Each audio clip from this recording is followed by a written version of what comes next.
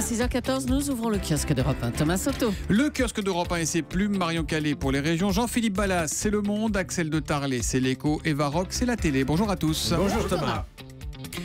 On commence avec vos quotidiens nationaux. C'est sans doute le titre le plus réussi du jour. Il fait la une de Métro News. Acquitté, levez-vous. L'acquitté, c'est Daniel Legrand, innocenté lors du procès d'Outreau. Et s'il doit se lever, c'est parce qu'il retourne devant la justice. On en parlait dans le journal de 6h avec Hélène Zellani. Quand 20 minutes titre une plaie rouverte, ce n'est pas pour parler de ce procès, mais pour évoquer la relaxe des deux policiers dans l'affaire Ziad et Bouna. Sinon, autant vous dire que la réforme du collège est absolument partout ce matin. À la une du Figaro, avec Jean-Pierre Chevènement, ancien ministre de l'Éducation, qui accuse François Hollande de méconnaître la spécificité de l'école. C'est à la une d'Aujourd'hui en France, qui explique pourquoi la réforme déplaît aussi aux profs. À la une de La Croix, à la une de l'Humanité, à la une du Monde, je pourrais continuer sur ce sujet jusqu'à 9h. Et puis, il y a le croquis d'un dessinateur amoché, signé Luz, et qui fait la une de Libération. Luz y explique pourquoi il va quitter Charlie Hebdo en septembre. À un moment donné, ça a été trop lourd à porter. Il faut pouvoir regarder le puzzle qui est par terre pour retrouver un peu ses propres débris au milieu des débris. Luz raconte la difficulté à sortir un numéro chaque semaine. Il n'y avait plus grand monde pour dessiner. Je me suis retrouvé à faire 3 unes sur 4. Chaque bouclage est une torture parce que les autres ne sont plus là. Passer des nuits d'insomnie, dit-il, à convoquer les disparus, à se demander qu'est-ce que Charb, Cabu, Honoré, Tignous auraient fait. C'est épuisant, une interview très touchante et qui nous rappelle, s'il en était besoin, ce qu'ont vécu Charlie et ceux qui le font vivre à coups de crayon depuis le 7 janvier dernier. À la une des régions, Marion Calais, quelles sont les unes les plus marquantes dans la presse quotidienne régionale ce matin? De jolies histoires à la une. D'abord celle de la belle Aude, anciennement Pilpa, à la une de la Dépêche du Midi, qui revient sur la transformation de l'entreprise en coopérative ouvrière et participative. 19 anciens salariés du glacier Pilpa à l'initiative et un joli succès que François Hollande viendra saluer aujourd'hui à Carcassonne. Jolie histoire aussi de cet intérimaire de Châlons en vedette à Cannes. Le journal de Saône-et-Loire relate ainsi le rêve éveillé de Nabil Kechouen, téléopérateur dans la vie, qui vient de faire ses premiers pas au cinéma grâce à Maïwen, qui a présenté son dernier film en compétition sur la Croisette.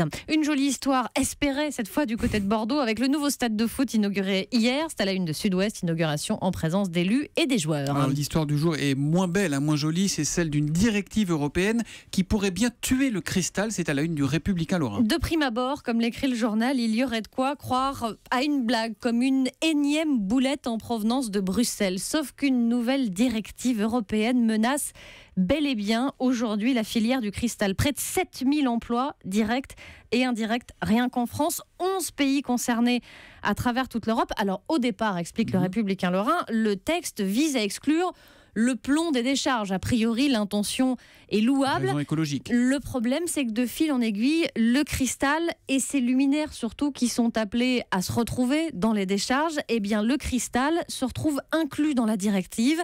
Et ce qu'explique l'un des patrons d'une des plus grandes cristalleries de la région, c'est que s'il n'y a pas de plomb dans le cristal, eh ben ce n'est plus du cristal, c'est du verre. Impossible donc de créer toute une série d'articles. Alors le lobbying a commencé.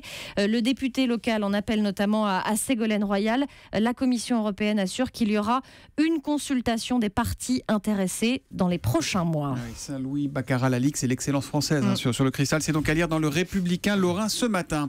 À la une de la presse internationale, Jean-Philippe Ballas, on va au Japon, un endroit où personne n'est jamais allé, puisque c'est une île où personne n'a encore jamais posé le pied. Oui, l'île de Nishinoshima surgit des eaux du Pacifique il y a 1 an et demi et qui depuis ne cesse de grandir. C'est le Japan Times qui nous raconte l'histoire de ce bout de terre encore vierge, donc résultat de l'éruption d'un volcan qui est toujours en activité au moment où je vous parle. Nous sommes là à 1000 km au sud de Tokyo.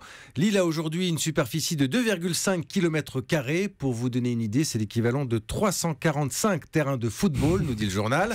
Ça commence donc à devenir sérieux et désormais les biologistes nippons fantasment carrément sur ce laboratoire naturel en devenir. Mais il y a quoi à observer sur cette île ? La naissance de la vie, les amis, ni plus ni moins, le développement d'un écosystème, le point de départ des processus de l'évolution, dixit le professeur Naoki Kashi. Il est directeur de recherche à l'université de Tokyo et lui, sa grande passion, ce sont les déjections des oiseaux marins. Ne riez pas, on parle ici de fertilisants naturels, bah oui évidemment, qui vont faire pousser les graines qui seront apportées par les courants marins, également par les plumes, les pattes des oiseaux, tout ça va se développer. Alors pour l'instant, l'île ne peut être observée que du ciel. On vous a mis d'ailleurs une belle photo sur le compte Twitter du ciel parce que évidemment il y a toujours de la lave en fusion. Elle est encore chaude quoi. Impraticable pour l'instant, mais un jour la voie sera libre. Et pour l'instant, l'île de Nishinoshima est encore une belle page blanche. Ils auraient pu trouver un nom plus simple. Hein, quand même, Nishinoshima, en japonais, c'est très simple. Ouais. Vous avez remarqué, Eva Rock, tant que sur une île, il n'y a pas des caméras de télé, ça ne l'intéresse pas. On y viendra. À la une de l'Écho, Axel de Tarlé, les ravages du sucre sur l'économie mondiale, c'est à lire dans un journal suisse qui s'appelle Le Temps. Et oui, j'ai là le coupable, un petit sachet de sucre, de la poudre blanche. Le sucre qui est aujourd'hui en abondance dans nos plats et dans nos boissons, ce qui n'était absolument pas le cas. Hein. L'humanité ne regorgeait pas de sucre, c'est très nouveau depuis 50 ans. Et la conséquence, eh bien, c'est que le nombre d'obèses a doublé depuis 1980. On est passé de 1 à 2 milliards de gens obèses sur Terre, c'est énorme, hein, sur une population de 7 milliards. De même, le diabète est devenu, figurez-vous, la 8e cause de mortalité chez les moins de 60 ans.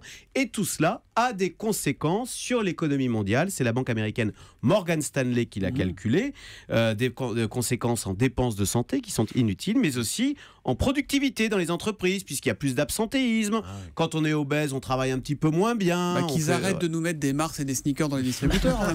Et d'une façon générale, eh bien, la banque américaine a calculé que cette mauvaise hygiène alimentaire coûtait à la croissance, enfin à l'économie mondiale, un demi-point de croissance chaque année. Donc dans les 20 prochaines années, la croissance aurait été sans le sucre de 2,3%. Elle sera ramenée à cause du sucre à 1,8%. C'est énorme. Mais quels sont les pays les plus touchés ? Alors les pays les plus touchés, c'est pas très surprenant. Vous avez les États-Unis, vous avez le Mexique, et vous avez le Chili. Ce qui est intéressant, c'est la liste des pays les moins touchés. Il y a le Japon, la Suisse, d'ailleurs qui a fait cette étude, et Cocorico, la France, voilà. Voilà. Sucre, donc, on est nous sommes parmi les 3 pays qui consomment le moins de sucre. Parce que le flan chimique au distributeur, il n'est pas trop sucré. Il est exactement comme j'aime. Voilà, en tous les cas, donc à savoir, moins de sucre dans le café, moins de sucre dans le yaourt, et vous vivrez plus longtemps et vous boosterez l'économie française. C'est parfait, c'est à lire dans Le Temps, journal suisse. Nous y voilà. La télé que nous propose Eva Rock, The Island, seul au monde, sur M6 à 20h50. Une histoire d'île, on y vient. Eh oui, c'est encore une île, mais là, cette fois-ci, il y a des caméras dessus. Il y a 13 hommes, 13 volontaires qui sont prêts à débarquer donc, sur cette île déserte du Pacifique. Et alors, pour eux, dans leur sac, il y a 3 machettes, 3 couteaux et une trousse à pharmacie. Et c'est tout. Alors, c'est pas un jeu, parce qu'il n'y a rien à gagner. C'est plutôt une sorte de documentaire. Alors, histoire de vous montrer que jouer les Robinson Crusoe en milieu hostile, ça devient vite une galère. Et que surtout, sans eau ni nourriture, le paysage le plus idyllique, on vous a mis une photo sur le compte Twitter également, se transforme vite en enfer. On n'a pas besoin de faire une émission de télé pour ça. On sait que si on n'a pas d'eau et pas de nourriture... Là, c'est-à-dire qu'on les voit vraiment souffrir. Alors, le programme est placé sous la houlette d'un pro de la survie qui est Mike Horn. Et son message est très clair. C'est depuis ces moments, quand vos pieds arrivent dans les sables, qu'on n'est plus pareil comme on est à la maison. Honnêtement, moi je sais que c'est pas facile de rester vivant sur une île comme ça. Et cette expérience, ça va vous changer. Je vous souhaite beaucoup de chance, mais la chance va pas vous apporter à manger et à boire. Mais sympa. Voilà, donc là ils sont sur le bateau et ils arrivent sur la fameuse île. Ils ont entre 24 et 71 ans, alors ils sont plutôt médecins dans la vie, ingénieurs, coiffeurs. 4 d'entre eux sont caméramans. C'est ça la spécificité aussi du programme, c'est-à-dire qu'il n'y a personne d'autre sur l'île, il n'y a pas d'équipe technique. Ils se filment entre eux, exactement. Et nous, confortablement installés dans notre canapé, en train de manger les chips que nous a donné Axel de Tarlé, puisqu'on a pas de sucre.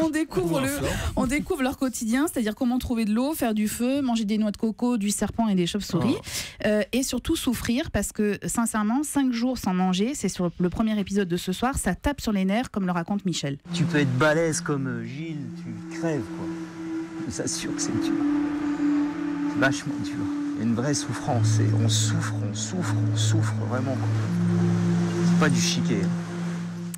Alors pour tout vous dire, au départ, j'ai cru que je regardais Koh-Lanta, mais non, parce que c'est pas un jeu, il n'y a pas de gain, il n'y a pas de stratégie, la seule règle est de survivre. J'ai cru regarder un épisode de Lost, pour ceux qui connaissent la série américaine, non plus, parce que c'est pas une fiction, c'est des vrais gens sur une vraie île, et seule une blessure grave est un motif d'arrêt, d'abandon dans l'aventure. Et il y a juste une question qui m'a taraudée, mais du début jusqu'à la fin du programme, qu'est-ce qu'ils sont allés faire dans cette galère? Et je dois vous faire un aveu, je n'ai toujours pas la réponse. Il y a une bonne question d'un auditeur, Mickaël. Comment recharger les batteries des caméras? Très bonne, parce qu'en fait, il y a une équipe technique qui est sur une autre île et tous les jours, en fait, le matériel vidéo arrivait parce qu'en plus, ils ont cassé des caméras, donc ils ont dû remplacer le matériel. Vous avez vu comme rien n'échappe à nos auditeurs. Hein. Ça s'appelle The Island, seul au monde. C'est sur M6 ce soir à 20h50 et la meilleure façon de se faire une idée, c'est de regarder. À demain. Rideau sur le kiosque.